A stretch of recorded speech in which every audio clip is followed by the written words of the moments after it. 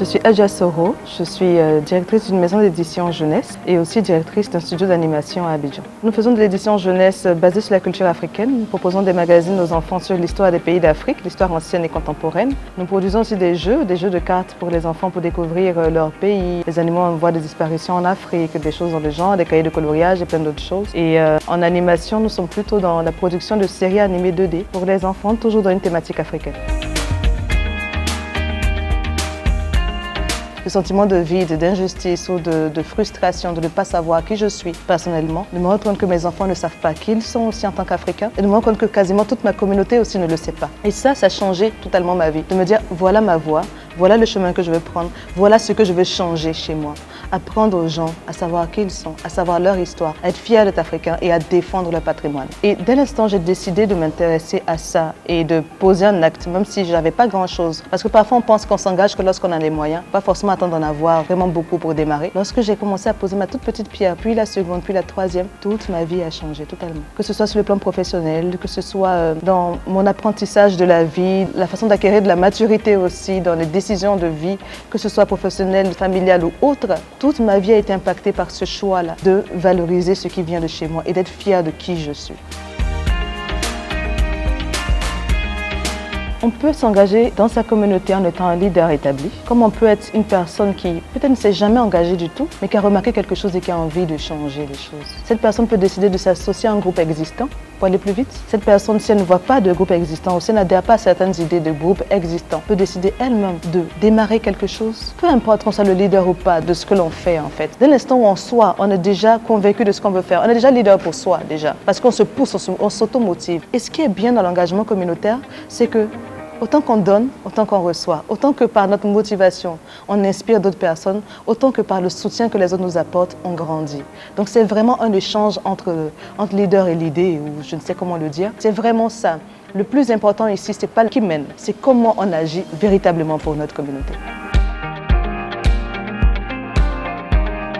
Il faut soi-même décider qu'est-ce qui nous tient. Parce qu'il faut être passionné, il faut vraiment y croire pour pouvoir avoir un engagement impactant. On ne s'engage pas pour s'engager, on ne dit pas je suis leader pour être leader. Il faut véritablement y croire, il faut véritablement se dire je suis capable, même si c'est tout petit, de faire quelque chose. Dès l'instant où on a cet état d'esprit-là, les choses viendront d'elles-mêmes. Et s'engager, ça peut être un acte simple qui va faire écho au désir ou aux pensées d'une autre personne qui viendra s'ajouter à vous, puis une autre, et finalement vous vous levez un matin et vous êtes toute une communauté de personnes prêtes à poser des actes. L'engagement communautaire aujourd'hui, déjà même comme on l'a dit tout à l'heure, en parler, dire je pense qu'il y a telle chose qui ne va pas chez nous, qu'est-ce qu'on peut faire? Et vous verrez quelqu'un qui peut-être pense la même chose mais qui n'a jamais osé ouvrir la bouche pour le dire ah enfin voilà quelqu'un qui pense comme moi.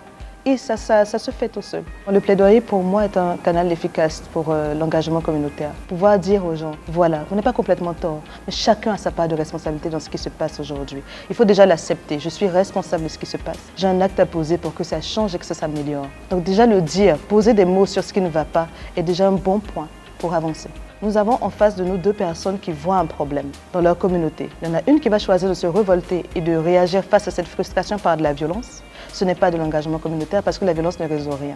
Il y en a une autre qui se dira « Ok, on a un problème, nous pouvons trouver une manière pacifique de résoudre ce problème. Nous pouvons trouver un moyen, on va dire, diplomatique de régler ce problème-là. » Là, il y a un engagement parce que l'on sait que de toutes les façons, la violence entraîne toujours des dommages collatéraux, que ce soit dans notre camp comme dans l'autre. Il n'y a aucun intérêt à le faire. Donc oui, il y a une limite dans la décision que l'on prend face au problème qui est en face de nous.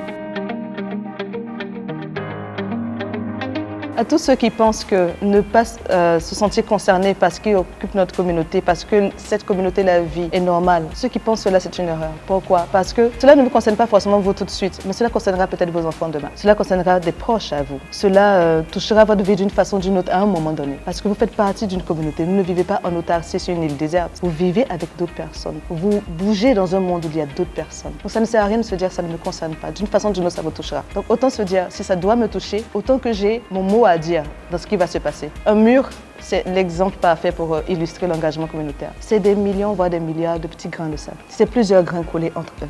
Si chacun apporte un grain, on forme un mur. Mais si vous décidez de ne pas apporter de grains, si chacun décide de ne pas en apporter, on ne pourra jamais faire quelque chose de solide. Il faut que chacun puisse apporter quelque chose à l'édifice.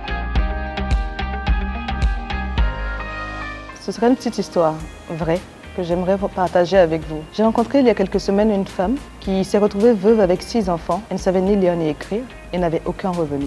Elle a décidé d'être un leader pour sa famille, en premier lieu, de survivre à cela. Elle a commencé à se lancer dans la culture de riz et dans la vente de riz. Aujourd'hui, cette dame, elle a une coopérative de femmes, de plus d'1 millier de femmes derrière elle. Elle est ici en Côte d'Ivoire. Elle fait des centaines de millions de chiffres d'affaires. Elle ne sait toujours pas vraiment lire. Elle s'est mise à l'école depuis peu. Elle essaie WhatsApp, tout ça maintenant.